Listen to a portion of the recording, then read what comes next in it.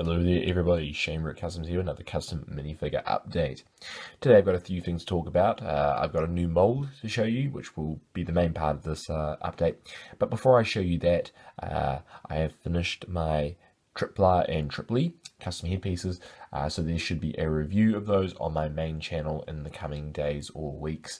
There's a link to it in the description below, so if you could subscribe to that channel or subscribe to this channel, that would be a great help to me. Not only do you guys get to see some great custom headpieces, but it just gives me a little bit of motivation to know that people like my headpieces, to make me do a few more sculpts and release a few more videos.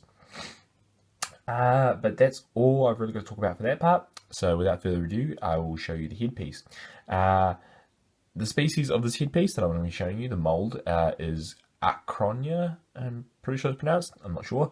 But it is a character, or a species rather, featured quite heavily in the Star Wars universe. Mostly, however, not as main characters, rather as a background sort of alien species, just to fill the crowd. There is one featured quite heavily in the Clone Wars, which is this guy right here. And I believe that he was one of the bounty hunters that was an instructor for the clone troopers on the Kaminoan cloning facility. There are a few more reference pictures, for example these ones. And of course this one, who was featured in the original Star Wars Episode 4 in the canteen scene. But when it came to sculpting my one, I took a lot of inspiration from the Clone Wars character, the bounty hunter at the Kaminoan cloning facility, and this is what I ended up coming up with. As you can see, it's in a sort of, I suppose, dull grey plastic. A little bit of sort of red maroon mixed in there, I suppose.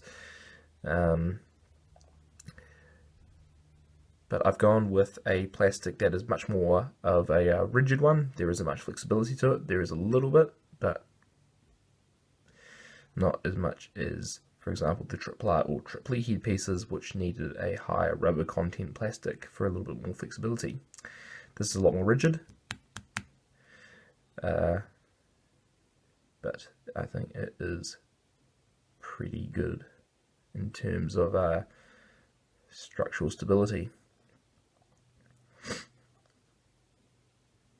Like I said, I went for much more of the Clone Wars appeal for this one, so more sort of sharp-edged features and more prominent features. I am still thinking about how I'm going to paint this. I know that the eyes are different colours for the species, depending on an addiction to salt. I know, sounds crazy, but that's what it says on Wikipedia. So I'm going to have to decide what I'm going to do for that. And I'll probably do a little bit of shading painting on these eye ridges here. And on this nose part here, this bit below the nose. If I was going to change anything about this current mould, it probably would be to maybe take down the neck a little bit. I can't do that now, of course, because it's in plastic and it would ruin the shape of the headpiece. But I think if I could take it down to sort of that, so take these bits off the side off, that would look much better. However, the problem does arise, though, that it does need to be a certain width, the neck piece, because of the fact that I need to put it on a torso and it needs to have a certain amount of plastic on either side of the hole. Otherwise, it just will not be structurally stable enough, and you would just be able to squeeze it and that would break the plastic. But here it's rather rigid on this piece. It's got a little bit of flexibility on the head, the hole, but not so much that it would collapse. But that's all I've got to show you for this one, guys. I hope you enjoy this new mold. I should have it painted up in the days coming, and check out a review for that on my main channel, which like I said, there'll be a link to down in the description. But like I said, that's all for this one, guys. Hope you enjoyed it, and have a good day.